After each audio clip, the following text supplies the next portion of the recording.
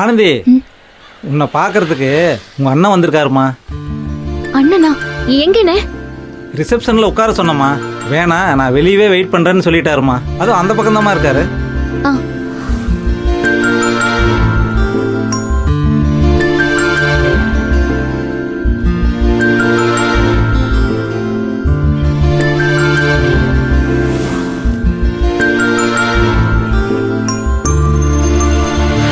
அண்ணே. ஆனந்தி, ஏண்ணே இங்கே நின்னுட்ட? உள்ள வந்து உட்கார்ந்துருக்கலாம்ல. இல்லை வேணாம் ஆனந்தி, இப்போதான் என்னால் பெரிய பிரச்சனை நடந்து முடிஞ்சிருக்கு. மறுபடியும் நான் உள்ளே வந்தா ஏதாவது பிரச்சனை வருமோன்னு மற்றவங்க நினைப்பாங்க. அதான் வெளியிலே நின்றுட்டேன். என்னைய மன்னிச்சிருண்ணே. நீ என்னைய பார்க்க வர்றது தெரியாம போச்சு. இல்லனா அன்னைக்கு அப்பா அம்மா வந்தப்போ அவ்வளோ பெரிய பிரச்சனை நடந்திருக்காது. விட ஆனந்தி, நடந்ததெல்லாம் நன்மைக்குன்னு நினச்சிக்குவோம். இப்போ எதுக்கு அதை பற்றி பேசிக்கிட்டு? சரி, திடீர்னு என்னைய பார்க்க வந்திருக்கிற, ஏதோ முக்கியமான விஷயமா? வாணியோட அப்பா அம்மா வந்திருந்தாங்க ஆனந்தி. எப்பனே வந்தாக? வந்து எதுவும் பிரச்சனை பண்ணாங்களா? இப்ப எங்கனே இருக்காக? உன்னை எதுவும் பண்ணிரலையே. நீ பயப்படுற மாதிரி எதுவும் நடக்கல. கொஞ்சம் மனஸ்தாபம் இருந்தாலும் என்னையும் வாணியும் அவங்க ஏத்துக்கிட்டாங்க. அப்படியா அண்ணே? ரொம்ப சந்தோஷம் அண்ணே. இல்ல ஆனந்தி, எனக்கு என்னமோ அது சந்தோஷமா படல.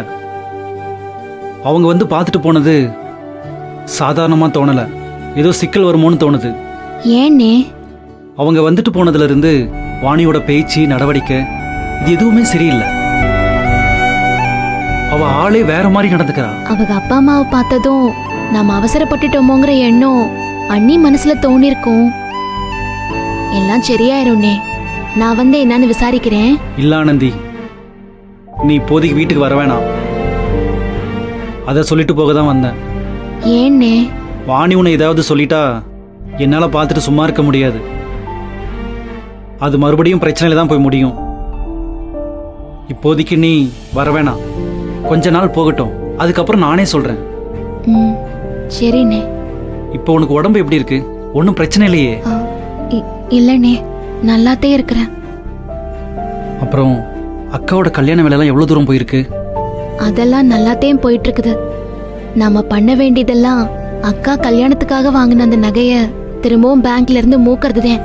நான் கொஞ்சம் பணம் தாரேன், அந்த நகைக்கு வட்டியை மட்டும் கட்டிடுறியானே? அதை நான் கட்டிட்டேன் ஆனந்தி. எப்பண்ணே? இப்போதான் ஒரு வாரத்துக்கு முன்னாடி. நீயே கஷ்டத்துல இருக்கிற, உன்னைய யாருனே கட்ட சொன்னது? பரவாயில்ல ஆனந்தி, இருக்கட்டும். நகையை மீட்டு கொடுக்குற அளவுக்கு என்கிட்ட பணம் இல்லை. பண்ண தப்புக்கு பிராச்சித்தமா இதாவது இருக்கட்டும்னு தான் அந்த நகைக்கு நான் வட்டி கட்டினேன். ஏன்னே இப்படிலாம் பேசுற? தப்பு இல்லை ஆனந்தி. வீட்டுக்கு ஒரு ஆம்பளை புள்ளியா இருந்தும் என்னால நம்ம குடும்பத்துக்கு எந்த பிரயோஜனமும் இல்லை. கோகிலாக்காவுக்கும் நம்ம குடும்பத்துக்கும் நான் பண்ணது எவ்வளோ பெரிய துரோகம்னு எனக்கு இப்பதான் புரியுது. அப்பா அம்மாவை பத்தி கவலைப்படாம தான் சுயநலத்துக்காக ஒரு காரியத்தை செய்யக்கூடாதுங்கிறதுக்கு நான் ஒரு பெரிய உதாரணமா ஆயிட்டேன். இது பல பேரோட வாழ்க்கைக்கு ஒரு பாடமா அமையிட்டோம். அக்கா கல்யாணத்துக்கு உனக்கு உதவணும்னு ஆசையா தான் இருக்கு, ஆனா அந்த அளவுக்கு வக்கு எனக்கு இல்ல ஆனந்தி. என்ன மன்னிச்சிரு ஆனந்தி. ஏன்னே பெரிய வார்த்தையெல்லாம் பேசுற? உன் நிலைமை இதே மாதிரியே என்னைக்கும் இருந்துடாதண்ணே, சீக்கிரம் மாறும். அப்ப நீ நம்ம குடும்பத்தோட சேர்ந்துருவேனே, எனக்கு நம்பிக்கை இருக்குது. நீயும் நம்பிக்கையோட இருனே. சரி, என்னைக்கு நகையை மீட்கிறதுன்னு சொல்றேன், அன்னைக்கு பேங்க் வரைக்கும் வந்துட்டு போனே. சரி ஆனந்தி. ஆனந்தி, உங்ககிட்ட ஒரு விஷயம் சொல்ல மறந்துட்டேன். என்னன்னே? அப்பா அம்மா என்னையும் வாணி ஏத்துக்காதனால உன்னையும் அன்பையும் ஏத்துக்காம போயிடுவாங்களோன்னு நீ பயப்படுறதா அன்பு சொன்னாரு. நீ பயப்படுற மாதிரி எதுவுமே நடக்காது ஆனந்தி. நானும் நீயும் ஒன்றும் இல்லை. பெத்தவங்க கிட்ட தன் காதலை பத்தி பேசாம அக்கா கல்யாணத்துக்காக வாங்கி வச்ச நகையை எடுத்துட்டு ஓடி வந்த திருடன்னா. அதனால அக்காவோட நிச்சயதார்த்தமே நின்று போச்சு. அதுக்கு காரணமான என்ன எந்த தாய் தகப்பனும் மன்னிக்க மாட்டாங்க. ஆனா நீயும் அன்பும் அப்படி இல்லை. நம்ம குடும்பத்துக்காக நீ ரொம்ப கஷ்டப்படுற. அன்பு உனக்கு துணையா இருக்காரு, இது அப்பா அம்மாவுக்கு நல்லாவே தெரியும்.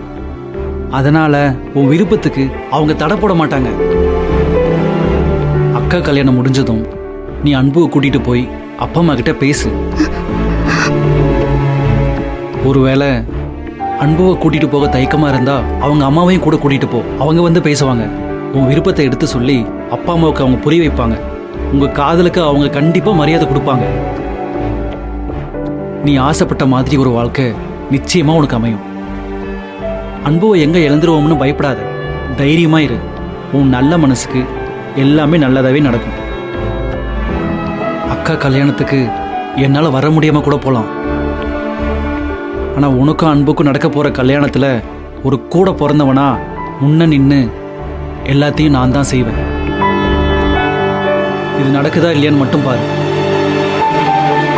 என்ன ஆனந்தி, நான் சொன்னது புரிஞ்சதில்ல? அக்கா கல்யாணம் நல்லபடியா முடியட்டும், பிறகு இதை பத்தி பேசலாம். அதுவும் சரிதான் ஆனந்தி.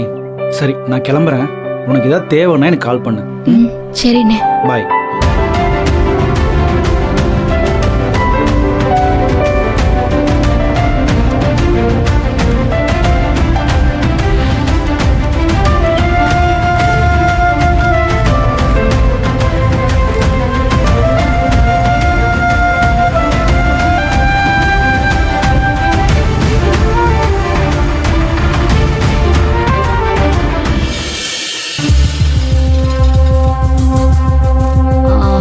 மகேஷ் வந்துட்டாரா? இல்ல, இன்னும் வரல மேடம். வீட்ல யார் இருக்கா? பெரிய ஐயாவும் அம்மாவும் இருக்காங்க மேடம்.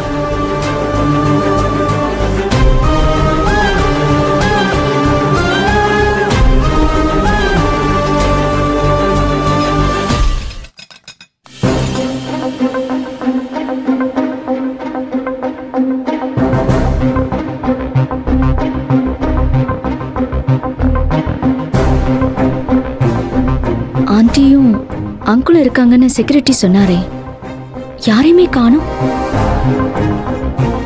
ஒருவேளை ரூம்ல இருப்பாங்களோ? அவங்க வெளியே வந்து பார்க்கறதுக்குள்ள நம்ம வந்த வேலையை முடிச்சிட வேண்டியதுதான். மித்ரா,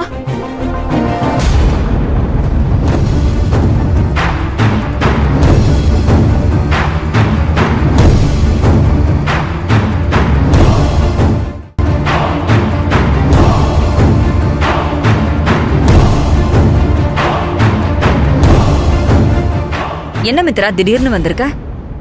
ஆமா, மேல எங்க போற? அது உங்களையும் மகேஷையும் பார்க்கலன்னு தான் ஆண்டி வந்தேன். இங்க யாரும் இல்லைன்னு உடனே மேல இருப்பீங்களோன்னு நினைச்சேன். அதான் மேல போலான்னு. நீங்க கிச்சன்ல இருந்ததை கவனிக்கல. பரவாயில்ல, இதுல என்ன இருக்கு? ஆமா, நீ ஆபீஸ்ல இருந்து தானே வர? ஆமா ஆண்டி.